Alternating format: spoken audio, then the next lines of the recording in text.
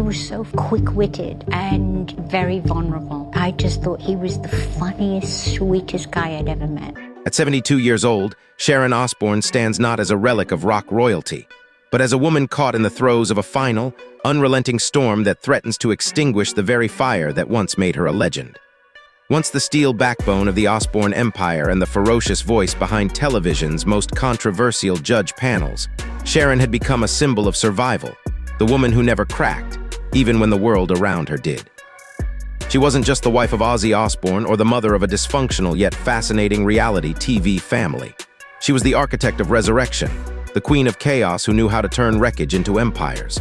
From managing Ozzy through addiction, scandal, and near-death experiences to facing down cancer and scandal herself, Sharon proved time and again that she was unbreakable. But as time passed and the spotlight shifted, a quieter, more devastating battle took root. It wasn't televised, it wasn't written in headlines, but it was real, a storm made of loneliness, health decline, family struggles, and public rejection. The woman who once wielded power in boardrooms and backstage corridors now found herself grappling with aging in the harshest spotlight imaginable. Fame had given her a platform, but it had also taken her privacy, her peace, and in recent years, nearly her dignity. After surviving colon cancer, the public implosion of her TV career, and the near loss of both husband and son, Sharon was once again being tested, not by the chaos of others, but by the collapse of her own legacy. The irony was brutal. The world she helped build with sweat, sacrifice, and sleepless nights had turned its back just when she needed it most. Sharon's story, once a symphony of survival, now played like a requiem for a woman who had carried too many battles on her shoulders. And yet this wasn't the first time fate tried to break her. What makes this storm different is not its ferocity, but its isolation. Now, as the media slowly forgets, as old allies fall silent, and as health scares linger in the background, Sharon stands alone, scarred, defiant, and painfully aware that even queens can be forgotten. But before the world writes its final chapter on her life, it must understand what she's endured. Because this story isn't over, and what happened next would shock everyone. Long before Sharon Osbourne became a household name, before she stood beside rock gods and commanded television screens, she was a forgotten child trapped inside a house where power roared louder than love, and silence cut deeper than any scream. Born in 1952 London to music mogul Don Arden, Sharon Rachel Arden came into a world where affluence and influence masked emotional barrenness. Her father, a titan in the British music industry, was feared in the business world, a man known for ruthless deals and iron-fisted control. But behind closed doors, he was colder than the contracts he signed. Her childhood home was not filled with lullabies or laughter, but the sound of slammed doors, shouted commands, and the scratch of pens signing away dreams. There were no bedtime stories or warm embraces, only meetings, money, and manipulation. But the emotional cruelty didn't stop there. At the age of 6, Sharon's life was shattered when her mother died suddenly in a car crash, robbing her of the only softness she had ever known. In an instant, the one fragile thread of comfort snapped, leaving behind a void that would echo for decades. From that moment on, the silence in her home became unbearable, not because it was peaceful, but because it was empty. With a father consumed by fame and business, Sharon was left to navigate grief without guidance, learning far too early that love in her house was not a right, but a privilege that had to be earned through obedience. That loss carved a hollow space inside her that no success could ever fill. While other children clung to teddy bears, Sharon clung to survival. She watched desperate musicians and predatory executives cycle through her father's office, absorbing lessons no child should ever learn. That power always demands sacrifice, and vulnerability is a liability. By her teenage years in the late 1960s, while her peers explored friendships and first loves, Sharon was memorizing negotiation tactics, reading people like ledgers, and preparing for battles she didn't even know were coming. Her home, lavish and feared from the outside, was a cold training ground for a girl destined to become a warrior. But this crucible of pain did not break her, it forged her. The iron discipline that once wounded her became the very armor she would later wear. Yet the cost was immense. Her innocence, her softness, and her sense of safety were stripped away long before adulthood. Looking back, Sharon would admit that she never really had a childhood, only a series of tests she wasn't allowed to fail. And what came next would force her to make a choice that would sever blood ties forever. By the late 1970s, Sharon Osbourne stood at a personal and professional crossroads, one paved not in dreams but in scars. At just 27 years old, she was the daughter of Don Arden, a music industry titan, and the heiress to a powerful empire built on ruthless deals and backstage bloodshed. She had spent her life watching contracts signed in smoke-filled rooms and learning the brutal inner workings of fame. But Sharon wasn't interested in simply inheriting the legacy she had been groomed to continue. She wanted to reshape it on her own terms. And that decision would come with a cost few could stomach. When Ozzy Osbourne, the once golden god of Black Sabbath, now a broken man discarded by the very industry that once worshipped him, was fired and spiraling through addiction, Sharon made a choice that stunned everyone. She chose to stand beside him, not just as his manager, but as his partner in both love and war. In Ozzy's bloodshot eyes and trembling hands, she saw not a fallen icon, but a reflection of her own pain and perhaps a chance to build something unshakable from ruins. But to her father, this wasn't business, it was betrayal. What followed was not a disagreement, but a war. Father and daughter clashed in a battle that tore their relationship apart. Dawn saw her alliance with Ozzy as an act of treason, a spit in the face of legacy and loyalty. Sharon saw it as the first real act of independence in her life. The fallout was catastrophic. She was cut off from the inheritance she'd been raised to expect, stripped of her place in the family dynasty, and cast into the wilderness of the industry without the Arden name to shield her. Sharon had been trained in power, but now she had to wield it alone, managing a man the world had labeled as finished, reckless, and toxic. She mortgaged her future, her safety, and the last threads of her family connection on the belief that Ozzy could rise again. Friends turned away, labels laughed. Her own father wanted nothing more to do with her, but Sharon never flinched. She poured every drop of energy into rebuilding Ozzy's career, designing tour, managing deals, and shielding him from collapse, all while facing ridicule, financial instability, and the deafening silence of abandonment. She later admitted that choosing Ozzy meant losing her family, and though that truth burned, she stood by it with unwavering resolve. In the fire of that exile, Sharon wasn't destroyed, she was reborn. No longer her father's heir, she became a self-made force, staking her soul on a man the world had dismissed. And as the industry looked on, expecting her to fail, she began laying the foundation for one of the greatest comebacks in music history. But the road ahead would make exile look merciful, because what waited next was a life forged in chaos, sacrifice, and survival at the edge of destruction. When Sharon Osbourne stepped into the role of Ozzy's manager, partner, and protector, she wasn't just navigating the volatile waters of a fallen rock star's career. She was diving headfirst into a nightmare that would have broken most. The early 1980s were a crucible of chaos, where every day was a gamble between redemption and total collapse. Ozzy was not simply a troubled artist. He was a man gripped by addiction, mocked by the press, and barely functioning under the weight of his demons. Sharon, now estranged from her powerful family and cut off from financial safety, was all in. There were no safety nets, no rescue plans, only her raw belief that she could turn the tide.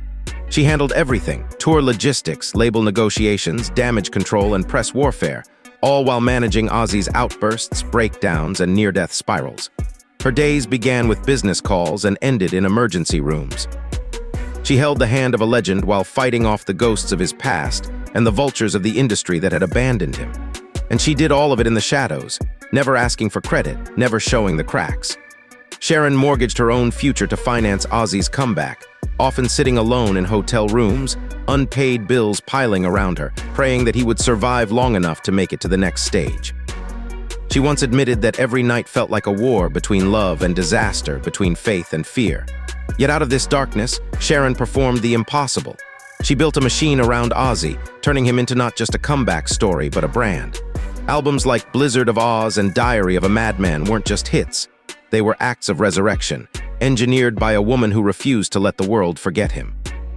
She rebuilt trust with record labels, handled media backlash, and created a touring empire that would become the blueprint for modern heavy metal success.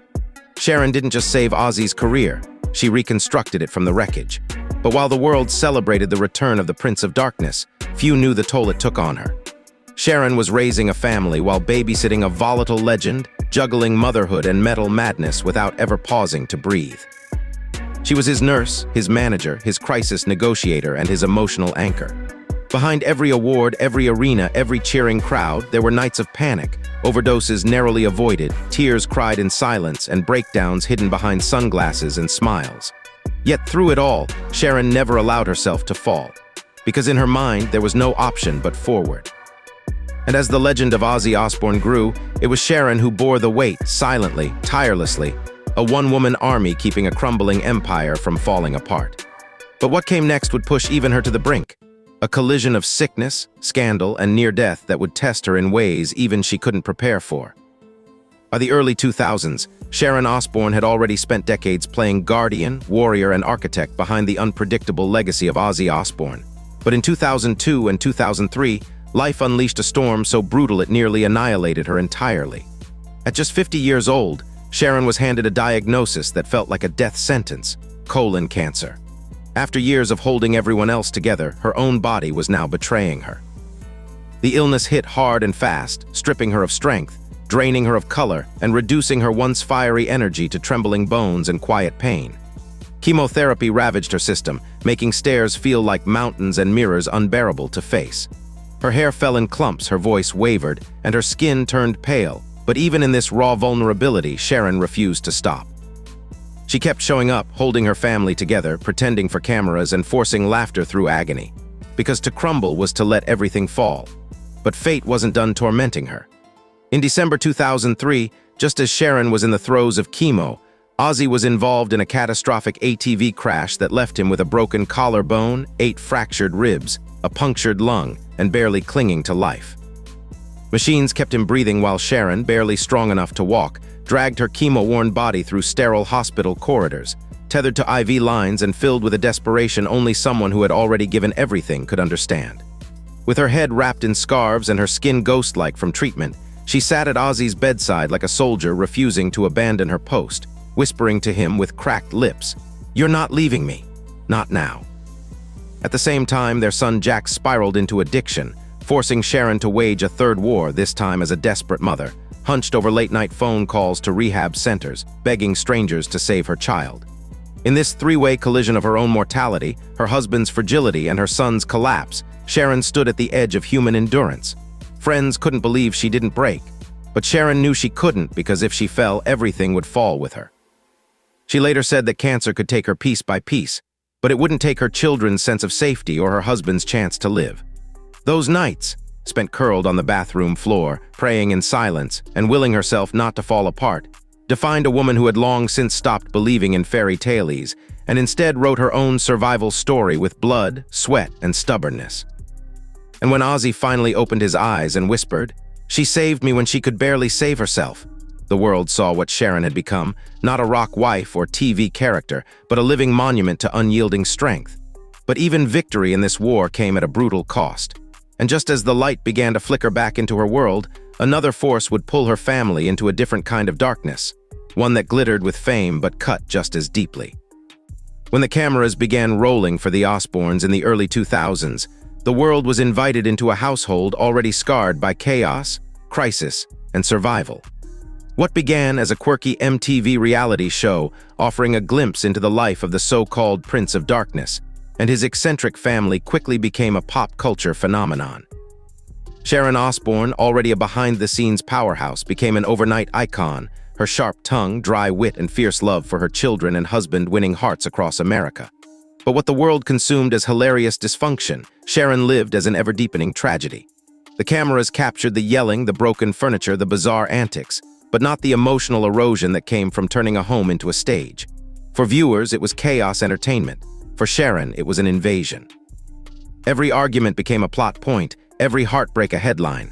There was no more sanctuary, no more off switch. Sharon later admitted that letting the world in came at the cost of their family's soul. Ozzy, overwhelmed by the 24/7 scrutiny, called the experience the worst decision of his life. Their children, especially Jack and Kelly, were thrust into instant fame without the armor to protect them. And Sharon could only watch as the very thing she helped orchestrate began to unravel the foundations she had worked decades to build. Behind the laughs and ratings was a woman drowning, trying to keep her marriage intact, protect her children from addiction and depression, and manage the crumbling illusion that everything was under control. The success of the Osbournes made them household names, but it also made Sharon a prisoner in her own home, constantly performing, constantly sacrificing, constantly watching her family splinter in real time. And when the cameras finally stopped rolling, what was left behind were not memories but emotional debris. A husband more broken, children more fragile, and a wife exhausted beyond words.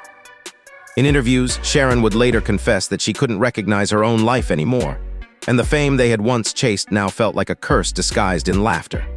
But instead of retreating, Sharon pivoted again toward the glittering but cutthroat world of daytime television, unaware that her next chapter would not bring redemption, but another public reckoning that would push her further into the spotlight and closer to collapse.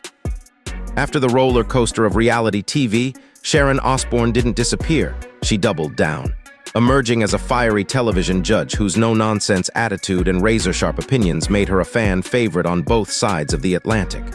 From the X Factor UK to America's Got Talent, Sharon carved out a new legacy, one that was no longer tethered to Ozzy's shadow. She became a queenmaker, a feared critic, and a beloved icon whose biting remarks were matched only by her surprising moments of tenderness. To many, she was the heart of the show, unpredictable, brutally honest, and utterly watchable. But what audiences didn't see was the toll it took to constantly perform strength in a world that never allowed her to be vulnerable. The fame was addicting, but it came with a price: constant scrutiny, internet mobs, and the expectation that she remain entertaining at all costs. That illusion shattered in 2021, when one live-on-air exchange on the talk about race and politics escalated into a viral scandal that turned Sharon from beloved matriarch to lightning rod overnight. Social media exploded. Accusations of insensitivity and racism flooded every feed. Corporate contracts vanished, interviews dried up, and Sharon found herself exiled by the very machine that had built her. It wasn't the first time she had faced betrayal, but this time, it wasn't just executives or insiders, it was the public itself. Millions of strangers, empowered by anonymity and outrage, demanded her downfall. In the span of days, decades of credibility were erased. Sharon later admitted she was nearly destroyed by the backlash. "I thought my life was over," she whispered in a trembling voice during an interview. The strength she had relied on for so long seemed to crack beneath the weight of constant condemnation. She wasn't just being criticized, she was being erased. And the silence from colleagues, networks, and supposed friends only deepened the wound. But this wasn't new for Sharon. She had been abandoned before, cut off, betrayed, and just like before, she didn't beg, didn't grovel, didn't retreat. She left the talk with her head held high, not because she was unscathed, but because surrender was never in her vocabulary. And while the world moved on to its next target, Sharon was left to pick up the pieces once again, determined, even in disgrace, to reclaim her story. Even as the headlines faded and the cameras pointed elsewhere, Sharon Osbourne found herself battling a quieter, crueler war, one fought not with scandals or tweets, but with her own body and memories that refused to let her rest. The echoes of her first fight with colon cancer never truly left, and whispers of health scares continued to follow her. Behind the glamour, Sharon carried the weight of physical pain, emotional exhaustion, and the constant fear of recurrence. Yet she continued to show up, to interviews, to memoir launches, to talk shows, painting on her signature smirk while her hands sometimes trembled beneath the table. Her strength, often misread as coldness, was never about arrogance. It was about survival.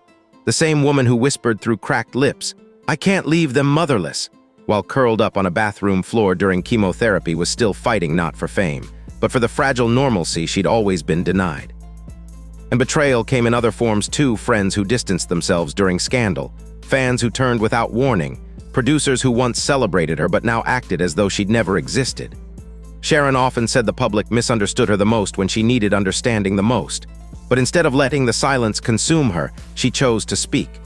Her memoirs, unfiltered, painfully honest, and brimming with scars, became her next rebellion. She didn't sugarcoat the cancer, the fights, the public shame. She owned it.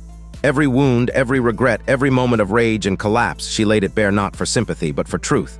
She no longer needed applause to feel validated. Her mission had shifted, to show that survival isn't about being flawless, it's about refusing to disappear. And when asked how she endured, how she kept standing when everything kept pushing her down, she didn't offer a soundbite. She gave a sentence that could have been her life's epitaph. "You either live in shame or you live in truth. I chose truth." And in that quiet declaration, Sharon Osbourne, now scarred, humbled, but undefeated, reclaimed her place not as a fallen star, but as a woman who had walked through every fire and came out still burning. At 72, Sharon Osbourne is no longer the voice behind a rock star or the face of a reality empire. She's not the ruthless judge, the scandal magnate, or the tabloid icon. She is something rarer, quieter, and far more powerful, a survivor who has lived a dozen lives and buried none of them. Her story is not a rise and fall. It's a continuous climb, a war with no end, and a defiance so complete it leaves no room for pity.